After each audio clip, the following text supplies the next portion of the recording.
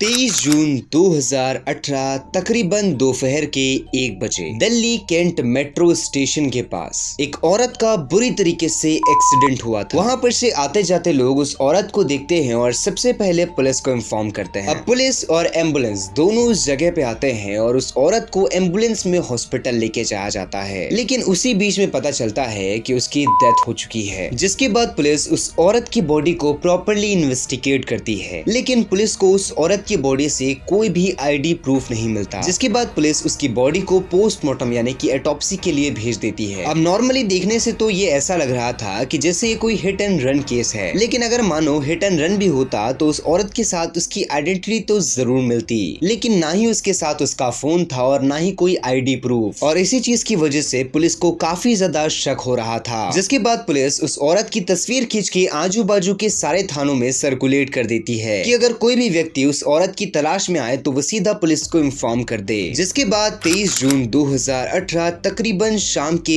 8 बजे एक आदमी दिल्ली पुलिस स्टेशन आता है और इस चीज की कंप्लेन करता है कि उसकी वाइफ तकरीबन सुबह के 12 बजे अपने घर से निकली थी फिजियोथेरेपी सेंटर के लिए, लेकिन अभी तक वो वापस नहीं आई। जिसके बाद पुलिस वाले उस आदमी को उस औरत की तस्वीर दिखलाते हैं। जिसके बाद वो आदमी पहचान लेता है कि वो औरत कोई और नहीं बल्कि उसकी पत्नी है। जिसके बाद वो आदमी बताता है कि वो इंडियन आर्मी में मेजर है और उसका नाम अमित द्विवेदी है, और ये जो औरत है उसका नाम शैलजा द्विवेदी है। यानी कि अब पुलिस को समझ में आ चुका था कि वो औरत कौन है, और ये जो केस था ये केस कोई नॉर्मल इंसान का केस नहीं था बल्कि एक इंडियन आर्मी के मेजर का केस था। जिसके बाद अमित के साथ थोड़ी सी इन्वेस्टिगेशन करने के बाद पुलिस को ये पता चलता है कि कुछ वक्त पहले शैलजा का एक्सीडेंट हुआ था, जिसकी वजह से उसके पैर में कुछ चोट आई थी और उसी की रिकवरी के लिए वो आर्मी के फिजियोथेरेपी सेंटर जाया करती थी। और जिस दिन ये सब हादसा हुआ उस दिन वो फिजियोथेरेपी सेंटर गई थी। जिसके बाद पुलिस बिना देरी करे सबसे पहले फिजियोथेरेपी सेंटर जाती है, लेकिन उस आर्मी फिजियोथेरेपी सेंटर जाने के बाद पुलिस को ये पता चलता है कि हकीकत में उस दिन जो शैलजा थी वो तो आर्मी फिजियोथेरेपी सेंटर आई ही नहीं। तभी इस बीच में जो पुलिस आती है उनके पास शैलजा की पोस्टमार्टम रिपोर्ट आती है, जिसमें साफ साफ ये चीज मेंशन थी कि ये कोई एक्सीडेंट नहीं है बल्कि सबसे पहले शैलजा का गला दबाया गया, उसके बाद उसे मारा गया, और ये सब कुछ एक एक्सीडेंट लगे, इसी चीज की वजह से उसकी बॉडी का एक्सीडेंट करवा दिया गया। लेकिन यहाँ पर पुलिस के दिमाग में सबसे इम्पोर्टेंट क्वेश्चन ये था कि ये सारी चीजें करी तो करी किसने। अब इसी चीज की वजह से जो पुलिस आती है वो उस आर्मी फिजियोथेरेपी सेंटर का सबसे पहले सीसीटीवी फुटेज चेक करती है। अब जैसे ही पुलिस उस दिन की सीसीटीवी फुटेज चेक करती है तो वो भी शॉक रह जाती है, क्योंकि तकरीबन 1 बजे जो शैलजा थी वो आर्मी फिजियोथेरेपी सेंटर के मेन गेट पे खड़ी थी, लेकिन अंदर आने के बजाय वो बाहर पास किसी का वेट कर रही थी। थोड़े ही टाइम के बाद एक सिल्वर कलर की होंडा सिटी कार आती है, उसमें से एक आदमी बाहर निकलता है, वो शैलजा के साथ कुछ वक्त बात करता है, जिसके बाद शैलजा उसके साथ उसकी गाड़ी में बैठ करके चले जाती है। अब जब ये सीसीटीवी फुटेज अमित को दिखलाई जाती है तो अमित वो लड़के को पहचान लेता है और बताता है कि ये कोई और नहीं बल्कि मेजर निखिल हांडा है, और इसने कई साल तक उसके साथ नौकरी करी है। जिसके बाद अमित निखिल की पोस्टिंग लोकेशन बताता है जो कि मेरठ की थी। अब जो पुलिस थी वो बिना देरी करे सबसे पहले मेरठ जाती है, लेकिन जैसे ही मेरठ में निखिल हांडा को ढूंढा जाता है तो वो वहाँ पर से गायब था। अब यहाँ पर जो पुलिस थी उनका शक उसके ऊपर काफी ज्यादा हो चुका था। जिसके बाद पुलिस बिना देरी करे दिल्ली से लेकर के मेरठ के बीच में जितने भी टोल प्लाजा थे उन सारी की सीसीटीवी फुटेज कलेक्ट करके प्रॉपर इन्वेस्टिगेट करती है, और इन्हीं में से कुछ सीसीटीवी फुटेज में निखिल की कार को देखा गया था। जिसके बाद पुलिस लगभग 10 घंटा लगा करके उस सेम रूट को फॉलो करके निखिल को ढूंढ निकालती है। निखिल को दिल्ली लेकर के आ जाता है और प्रॉपरली इंटेरोगेट किया जाता है। स्टार्टिंग में तो जो निखिल था वो अपनी गलती मानने के लिए तैयार ही नहीं था।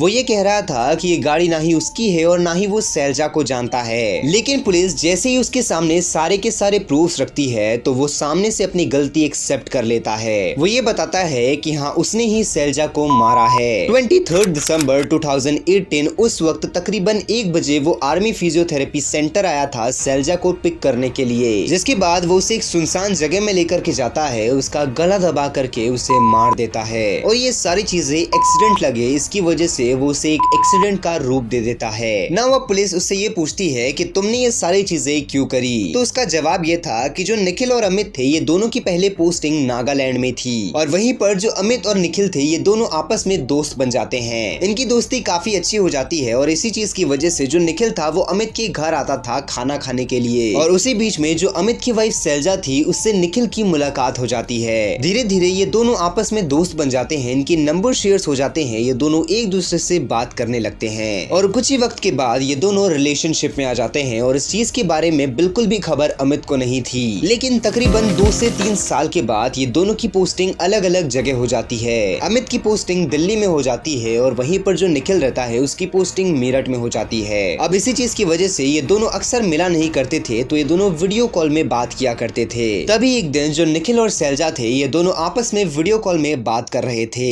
लेकिन तभी उस बीच में अमित वहां पर पहुंच जाता है और जो अमित था वो नोटिस करता है कि ये दोनों वीडियो कॉल में बात कर रहे हैं और ये दोनों कुछ आपत्तिजनक भी बातें कर रहे हैं। अब जैसे अमित ये सारी चीजें देखता और सुनता है वो शैलजा के ऊपर काफी ज्यादा भड़क जाता है। वो उसे काफी ज्यादा डांटता है और उसे समझाता है और ये कहता है कि तुम्हारे ऊपर ये सारी चीजें शोभा नहीं देती, तुम्हारा एक 6 साल का बच्चा है। अब कहीं ना कहीं ये सारी चीजें सुनने के बाद जो शैलजा रहती है उसे उसकी गलती रियलाइज हो जाती है और इसी चीज की वजह से जो शैलजा रहती है वो निखिल को अवॉइड करने लगती है। लेकिन निखिल को ये सारी चीजें बिल्कुल भी पसंद नहीं आती। तभी अचानक से जो निखिल रहता है वो ये कहता है कि वो शैलजा से आखिरी बार मिलना चाहता है। तो जो शैलजा रहती है वो निखिल को ये बताती है कि 23 जून को तकरीबन 1 बजे वो आर्मी फिजियोथेरेपी सेंटर जाएगी और होता भी कुछ ऐसा ही है। उस वक्त तकरीबन 1 बजे जो शैलजा रहती है वो आर्मी फिजियोथेरेपी सेंटर के गेट पे खड़ी थी और वहीं पर निखिल अपनी कार लेकर के आता है और वो शैलजा को पिक करता है। जिसके बाद रास्ते भर जो निखिल था वो शैलजा को काफी ज्यादा मनाने की कोशिश करता है और ये कहता है कि तुम अमित को डिवोर्स दे दो और उसके साथ शादी कर लो। लेकिन जो शैलजा थी वो ये सारी चीजों के लिए नहीं मान रही थी। उसका कहना ये था कि तुम्हारी भी शादी हो चुकी है, तुम अपनी शादी को एंजॉय करो और जो मेरी जिंदगी है उसे अपने हिसाब से जीने दो। लेकिन यहाँ पर जो निखिल था वो पहले ही प्लान करके आया था कि अगर गलती से भी शैलजा ने उसकी बात नहीं मानी तो उसे मार देगा। जिसके बाद शैलजा जैसे ही निखिल की बात नहीं मानती है वो उसे एक सुनसान जगह में लेकर के जाता है। वहां जाने के बाद वो उसका गला दबा करके उसे मार देता है। जिसके बाद वो शैलजा की डेड बॉडी को ऐसा प्रिटेंड करवाता है कि जैसे मानो उसका एक्सीडेंट हुआ हो। बट वेल हालांकि अभी जो निखिल है वो तो सलाखों के पीछे है। लेकिन आपकी क्या ओपिनियन है इस ट्रायंगल लव स्टोरी के बारे में? आप अपनी ओपिनियन कमेंट बॉक्स में जरूर बताइएगा। बाकी अगर आपको ऐसी ही क्राइम डॉक्यूमेंट्रीज देखना पसंद है तो हमारे चैनल को सब्सक्राइब करके बेल आइकन कॉल पे सेट करना मत भूलना। मैं मिलता हूँ आप लोगों से नेक्स्ट वीडियो में।